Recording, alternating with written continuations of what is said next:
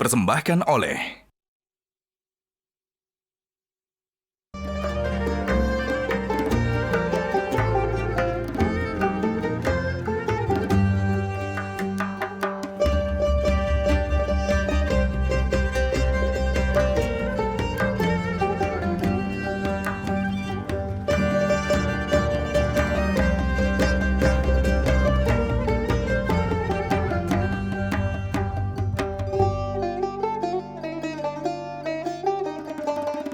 Assalamualaikum warahmatullahi wabarakatuh. Masya Allah, ahlan wa sahlan. Di momen spesial kita kali ini, di majelis yang mulia ini, sudah bersama kita di sini, para guru kita, yang ditunggu-tunggu kehadiran semuanya untuk di sini bisa memberikan mauidhah hasanahnya, berbagi pengalamannya terkait dengan hijrah dan tahun baru Muharram ini, agar kita bisa semua mengkorelasikannya dalam kehidupan sehari-hari, khususon bagi Gen Z yang tantangannya di era sekarang ini begitu berat ya. Sudah ada di sini Ustazana wa Syohona, tentu saja ada Kokoh Denis Lim. Assalamualaikum Ustaz. Waalaikumsalam warahmatullahi wabarakatuh. Masya Allah, syukran jazilan sudah hadir di sini. Beliau berkenan jauh-jauh dari Bogor tadi Ustaz? Dari Bogor, dari Tiongkok lah. Dan juga nanti ada Gus Romzi. Beliau, Assalamualaikum. Waalaikumsalam warahmatullahi wabarakatuh. Terima kasih. Jauh-jauh dari Cirebon atau dari Jakarta aja tadi malam? Dari Jakarta, tadi malam sudah di Masya Jakarta. Allah. Beliau guru saya juga, insya Allah Ustadz muda yang selalu menginspirasi dan banyak sekali ilmunya. Dan juga tak lupa di sini paling sudut sana, ditunggu-tunggu juga. Assalamualaikum Ustazah Angelina Sonda. Waalaikumsalam warahmatullahi wabarakatuh. Masya Allah. Syukran, terima kasih. Langsung saja di sesi pertama kita kali ini. Tafadhol Ustaz Mukarram Kokoh Denis Lim. Tafadhol. Bismillahirrahmanirrahim. Assalamualaikum warahmatullahi wabarakatuh. Alhamdulillahirabbil alamin. Alhamdulillahilladzi arsala rasulahu bil huda wa dinil haqq liyuzhirahu 'alad dini kullih. Segala pujanya kepada Allah atas nikmat dan karunia-Nya. Alhamdulillah bisa dikumpulkan di tempat yang baik ini dalam kegiatan yang baik dan bersama orang-orang baik insyaallah. Mudah-mudahan jadi wasilah kita pulang dalam keadaan yang baik, husnul khatimah. Salawat salam semoga selalu tercurah pada junjungan kita baginda Rasulullah Muhammad sallallahu alaihi wasallam beserta para keluarga dan sahabat-sahabatnya. Kita dapat temanya Peaceful Muharram, wabil khusus buat Gen Z ya. Ini ternyata ada emak-emaknya Gen Z juga insya Allah ya. Ya nggak apa-apa, nanti tinggal disampaikan ke anak-anak Gen Z-nya. Tapi insya Allah pada semuanya pernah muda ya. Dalam Islam masih ada pendapat bahwa muda itu bisa sampai umur 40 tahun tuh masih muda.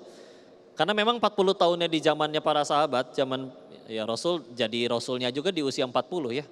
Kita masuk ke data dulu. Dari 10 sahabat yang dijamin surganya, kita tahu ada 10 sahabat yang dijamin surganya ya. 7 diantaranya itu usianya di bawah 30. Usianya di bawah 30. 5 dari 10 tersebut usianya di bawah 20. Bayangin umur udah belasan, surganya udah dijamin sama Allah dan Rasulnya. Mungkin kalau kita yang dibilang kayak gitu besok gak mau sholat subuh karena udah dijamin. Tapi mereka jenis-jenis orang yang dibilang kayak gitu malah makin malu, makin tambah getol ibadahnya. Madinah, waktu masih Yastrib sebelum jadi Madinah, itu dibuka hanya dengan 6 orang pemuda saja. Nah ini kalau pemudanya ada segini banyak, insya Allah Indonesia jadi baik ini mudah-mudahan. Ya. Berarti hikmahnya apa kok? Jangan ditunda-tunda ngejar Allahnya. Hijrahnya, nyari Allahnya. Apalagi ini Muharram, dari sekian banyak peristiwa dalam Islam, akhirnya yang dipilih untuk jadi tanggal awal ini Hijriah itu kan momentum Nabi Hijrah. Ya. Kenapa? Kalau sesegera mungkin kita nyari Allah, sesegera itu juga kita punya masa depan yang baik. Gak peduli hey masa lalu kalian seperti apa. Kabar baiknya Allah gak pernah benci pendosanya. Allah cuma benci dosanya. Kalau yang dibenci dosanya, udahan kita semua. Dan sekarang temanya masalahnya adalah peaceful Muharram, supaya damai ya. Maka jadilah anak muda yang mempersatukan ya. Buya Hamka pernah ditanya, Buya, saya pernah ke Arab, ternyata banyak orang maksiat. Jawaban Buya Hamka apa? Saya pernah ke Amerika, ternyata banyak orang soleh. Buya ngaco, Amerika ini. Ya, gimana kita ngelihatnya? Kalau kita sibuk nyari yang baik, akan selalu nemu kebaikan, bahkan di hatinya penjahat. Tapi kalau misalkan hati kita yang udah kotor, dikelilingi orang baik juga sibuk aja nyari aib orang. Padahal ingatlah, kita meninggal nggak ditanya kelakuan mereka, ditanya kelakuan masing-masing kita. Barakallahu fikum, assalamualaikum warahmatullahi wabarakatuh. Waalaikumsalam warahmatullahi wabarakatuh. Sukon jajulan. Ustaz Mukarram Koko Denis Slim. Koko, Siap, Ustaz. Masya Allah, di hari spesial 1 Muharram ini, Iya. seyogyanya apa yang harus dimaknai oleh para pemuda ini dari momentum 1 Muharram ini? Tafadhol. Iya, bismillah. Kembali ke tadi bahwa dari sekian banyak peristiwa ketika akhirnya waktu itu di zaman Umar bin Khattab radhiyallahu anhu untuk mulai kayaknya kita harus bikin kalender sendiri gitu ya. Maka dari sekian banyak kejadian kan yang dipilih adalah hijrah. Karena sepenting itu gitu. Kita mau harus berapa kali patah hati lagi, kecewa lagi, sedih lagi baru mulai sadar bahwa ternyata bahagia itu adanya pada apa yang Allah suka, bukan apa yang kita suka. Mulainya dari mana? Oh, Quran punya banyak jawaban. Ambil sedikit lah. Bagaimana kisah Nabi Musa alaihissalam ketemu Nabi Khidir di Quran surat 18 ya. Mumpung hari Jumat nih, jangan sampai nggak baca Al-Kahfi ya. Di ayat 60 sampai 82. Disebutnya kan cuma berdua, padahal berpetualangnya bertiga.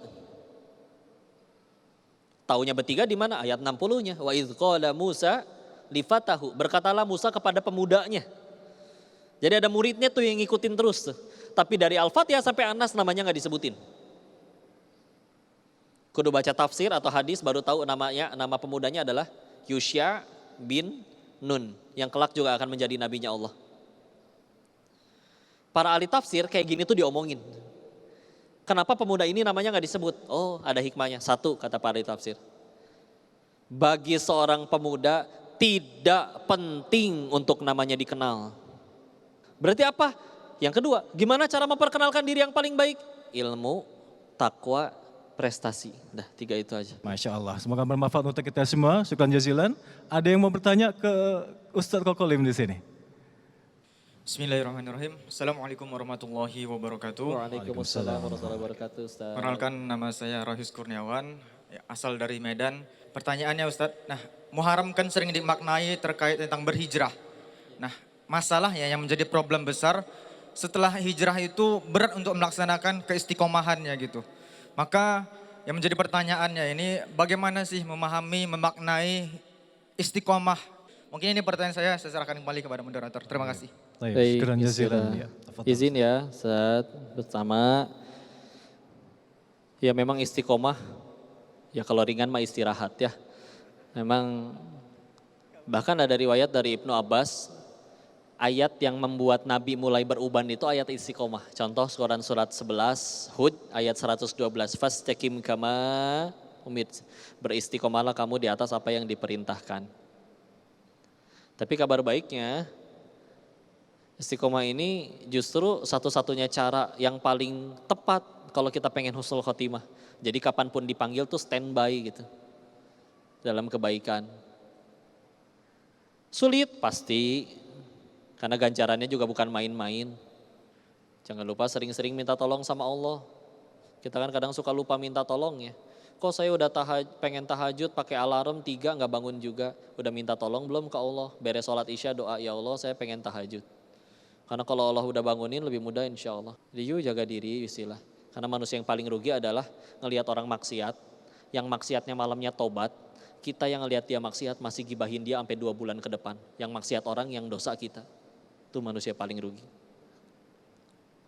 Jadi balik lagi yuk, dari niat dulu aja. Karena sebelum terlalu panjang, memang dari awal niat dulu ya. Sisanya nanti Allah tolong. Wattaqullah wa yu'allimukumullah. Bertakwalah kepada Allah, nanti Allah yang ngajarin kamu. Ya, wallahu a'lam bishawab.